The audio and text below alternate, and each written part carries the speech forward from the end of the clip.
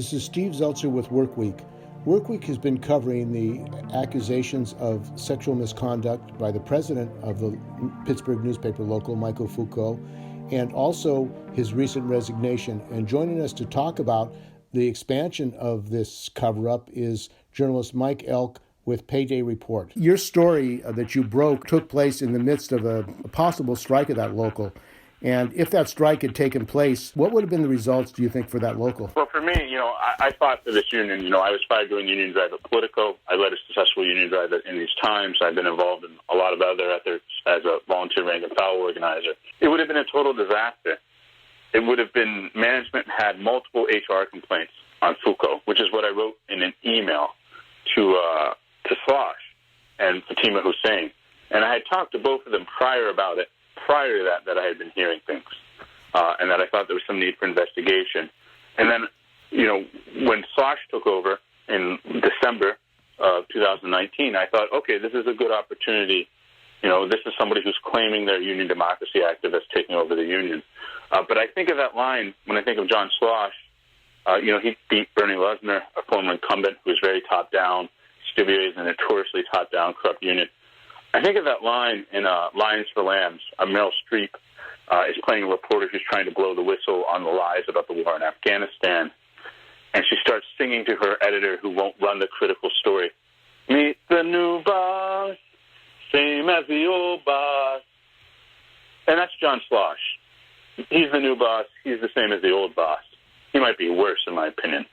This is someone who's a very vindictive person who has told multiple counts of libel, who sat on their responsibility for over 9 months to do something about this. This is someone who's an opportunist. This is someone who's dishonest. This is someone who's told easily provable lies. And I hope that the CWA does a full report on what occurred here, because we have dozens of emails. And lots of people knew about this. Lots of big names in the media world and in the journalism world knew about this. Sara Steffins, the secretary-treasurer of the CWA, was CC'd on these emails. Steve Early, the supposedly left-wing labor journalist who just so happens only to criticize unions that he's never been on the take from. And Randy Frith, the Minneapolis Star-Tribune reporter who was part of the Teamsters for Democratic Union, his late wife was. He was a mentor to Schleuss. Early and Frith were mentors to Schleuss. They had an obligation to do something in our union. Instead, I got an email from Steve Early, who wanted to do nothing, who said, why don't you leave this up to the members? Why don't you stop poking around? If the members really want to do something, if the members really want to rule, let them do it. And that's not the way sexual misconduct works. When there's sexual abuse happening, you have a duty to report it to your union. We learned that off the record, but we made the right call because of the severity of it. If the union had gone into this trap, not only did it put more women's lives at risk, it put the entire union at risk. The company could have released that and embarrassed him and killed any strike. And so what Schleuss did for 9 months, as I sat with him repeatedly, it just wasn't offensive to me. It was also sort of like, hey, man, this is my hometown. I grew up in a union family here. I'm trying to tell you that there is a crisis. And he lies repeatedly in his dossier. He lies about the fact that he was only given one name. He was given one name, but then he was given the name of 4 different reporters who knew additional women. And I said, if we formed an investigation, if we look like we were serious, women will come forward. Because so often, and I learned this investigating sexual misconduct at SEIU, women won't come forward in these situations because they fear they're the only one. And so I said to Jon, we need to make it seem like we're serious about this. And Jon didn't want to do that. In fact, he accused me of making this up because, I had criticized some of his corporate media plans. I mean, Jon wanted to hire Republican lobbyists and argue for a bailout of dying news industries. Quite frankly, I don't see why we should save those kind of dying news industries that are owned by Republicans. We should be focusing our energy much more on building new outlets, on building outlets like we have at Payday that are funded by readers, of building on this energy of a new crowd-funded labor movement. And, unfortunately, Jon Schleuss, the president of the NewsGuild, is a product of corporate newsroom culture. He has that toxicity in him.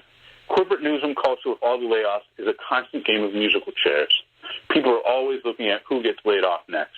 And in a place like the Pittsburgh Post Gazette, where layoffs are happening all the time, no one wants to call out the union leader because you will get laid off and the union won't do anything to protect you. And we're speaking... Michael Fuoco was a violent thug who hit women, who used drugs to manipulate women into sex. He was someone who was a clear and present danger to our union. and we took them out, and we're proud of that as a publication. And we're talking with Mike Elk of Payday Report. And Mike, you've been under a lot of assault recently as a result of that story. Sean Richmond attacked you. Why are these people attacking you? And are they afraid that this kind of reporting might spread to other unions in their own records? Hey, look, I come out of a UE family. My family's fought the mob and fought the good old boys and organized labor for decades. You know, the UE, along with the longshoremen, were part of 13 unions that were purged out of the CIO so the CIO could merge with the AFL-CIO. Those were 13 unions that refused to, purge their communist members. I grew up in that culture of UE. There's only 2 unions of those 13 that still survive, and that's the UE and the Longshore.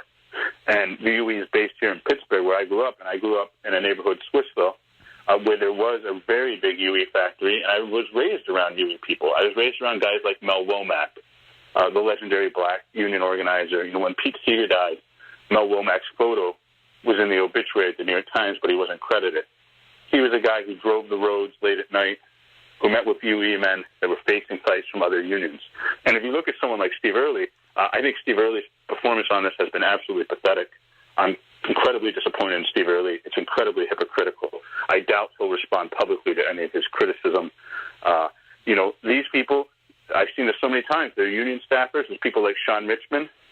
They're on the take from unions, and when you start covering unions critically, they bash you. And so, yes, Steve Early, what's the phrase? He pisses outside of his tent, but he won't look into it. And so I think, if you look at Steve Early, if you look at Randy Frist, if you look at Sara Steffins and what they did in this, it was unconscionable. They sat on this for months and months and months. They now have drove the union into a ditch. And that's where we're at right now, is that this is a corrupt union that probably needs to be trusteed. There's a lot of other issues there. There's a lot we can't report. But people knew this was going on at Guild Happy Hours for years. The idea that no one knew in the union is a complete and total lie. And what they're trying to do is, what do they call it in the New York Times, embracing gadfly. I'm not part of the corporate media. I was fired during Union Drive at Politico. I worked at a place like The Guardian and The Nation, and in these times, I come out of a very different realm of the media.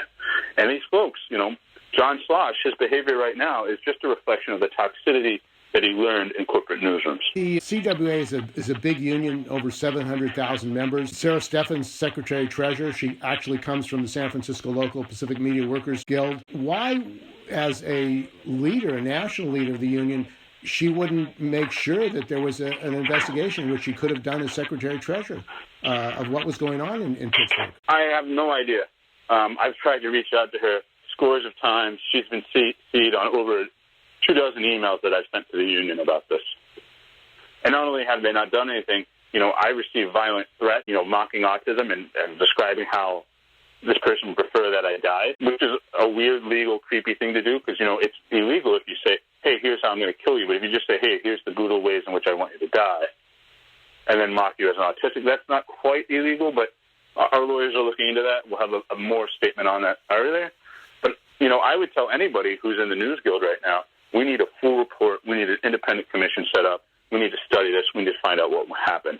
Because Jon Schleuss is one of the dirtiest people I've ever met. I mean, this is someone who bought the union election off of thousands and thousands of dollars. He hasn't quite fully disclosed, but he did get outside money from his mother-in-law. Well, she's no longer his mother-in-law. He divorced her son since then. He got thousands of dollars, at least $5,000, I think perhaps more. But he has publicly acknowledged that his campaign was bankrolled and started by his ex-mother-in-law, who was a CEO of a bank in Arkansas that did deals with Walmart. This is, he was recruited by CWA staffers who are internal union bureaucrats, who were never journalists themselves, who saw him as a nice face to put on the union movement. He'd helped lead the Union Drive at LA Times. But it's clear that he's in over his head, and he needs to resign immediately. He needs to apologize for the damage he's done. And, perhaps he needs to go back and find a job somewhere else because there's no place in the labor movement for men like Jon Schleuss. Okay, well, I want to thank you for joining us. We've been talking with Mike Elk, a reporter, and with Payday Report, and he has basically broken the story about the situation of the Pittsburgh Newspaper Guild and the president of it and what his real role was as far as the women that he worked with, and also he was supervising as a teacher. So thanks for joining us on Work Week.